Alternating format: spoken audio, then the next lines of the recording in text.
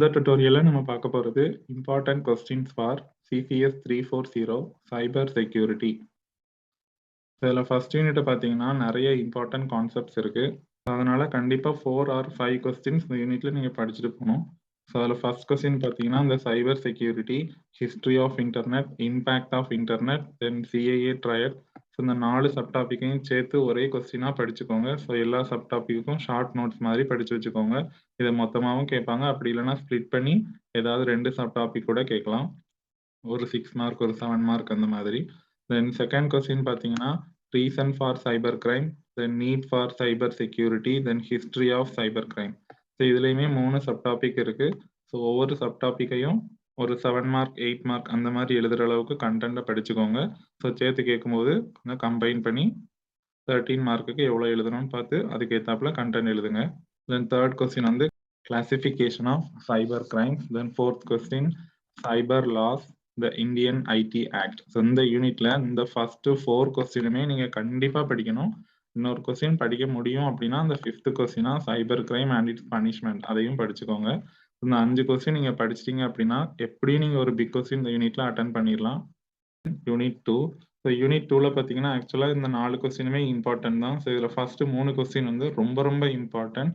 இந்த types of malicious attacks, then scope of cyber attacks, அதில் security breach, then the OSWAP. So இந்த 3 கொஸ்டினுமே ரொம்ப ரொம்ப இம்பார்ட்டன்டான கான்செப்ட். இந்த 3ல ஏதாவது ஒன்று வந்துச்சுனாலே நம்ம எப்படியும் அட்டன் பண்ணிடலாம்.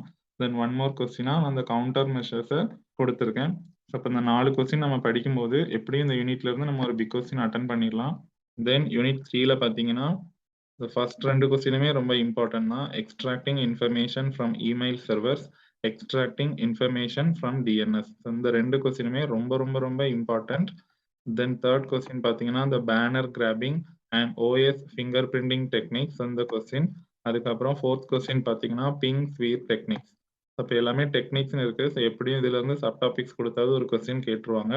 ஸோ இதில் ஹைலைட் பண்ணியிருக்கிற இந்த 4 கொஸ்டின்ஸையும் கண்டிப்பாக படிச்சுட்டு போங்க. எப்படியும் இந்த யூனிட்ல இருந்து நீங்கள் ஒரு கொஸ்டின் அட்டன் பண்ணிடலாம்.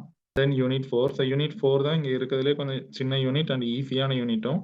அதனால யூனிட் 4 வந்து நல்லா படிச்சுட்டு போங்க. Intrusion detection. ஸோ இதில் host based intrusion detection, network based, then distributed or hybrid intrusion detection. மொத்தம் 3 types of intrusion detection இருக்கு. இந்த 3 typesமே கண்டிப்பா படிச்சுக்கோங்க. ஸோ அப்படி பார்க்கும்போது சிலபஸ்ல பார்த்தீங்கன்னா இதுவே பாதி சிலபஸ் கவர் ஆயிருச்சு. Then one more question syllabus cover பண்றதுக்காக தான் இது போட்டிருக்கேன். Intrusion detection exchange formats. அப்போ இந்த கொஸ்டினையும் சேர்த்து நம்ம 4 கொஸ்டின் படித்தோம் அப்படின்னா பார்த்தீங்கன்னா சிலபஸ்ல நம்ம இவ்வளோ போர்ஷன்ஸ் கவர் பண்ணியிருக்கோம். எப்படியும் இதுல இருந்து நம்ம ஒரு கொஸ்டின் கண்டிப்பா அட்டன் பண்ணிடலாம் இந்த யூனிட்ல. யூனிட் 5ல பார்த்தீங்கன்னா ஃபயர்வால் அப்படின்னு ஒரு இம்பார்ட்டன்ட் கான்செப்ட் இருக்கு. ஸோ அந்த ஃபயர்வால்ல உள்ள எல்லா சப்டாபிக்ஸுக்கும் படிச்சிட்டீங்க அப்படின்னா எப்படியும் ஃபயர்வால்ல இருந்து நமக்கு ஒரு பிக் கொஸ்டின் வந்துடும்.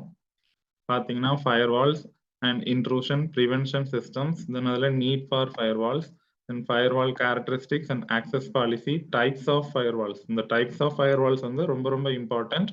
தென் firewall basing, firewall location and configurations. அப்போ இந்த ஃபயர்வால்ல இருக்கிற 4 கொஸ்டின் இப்போ பார்த்தீங்கன்னா அதில் சின்ன சின்னதாக நிறைய டாபிக்ஸ் இருக்கு, சப் டாபிக்ஸ்.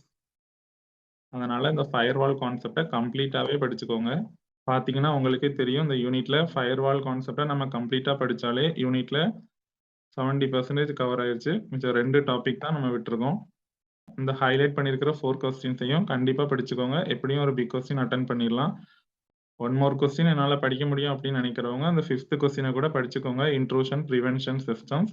இந்த சப்ஜெக்ட்ல நம்ம பாஸ் பண்ணணும் அப்படின்னா ஒவ்வொரு யூனிட்லையும் ஹைலைட் பண்ணி போட்டிருக்க அந்த 4 கொஸ்டின் ரெட் கலர்ல ஹைலைட் பண்ணியிருக்கிற கொஸ்டின்ஸை கண்டிப்பாக படிச்சுட்டு போங்க. ஈஸியாக அந்த சப்ஜெக்ட்ல நீங்கள் பாஸ் பண்ணிடலாம்.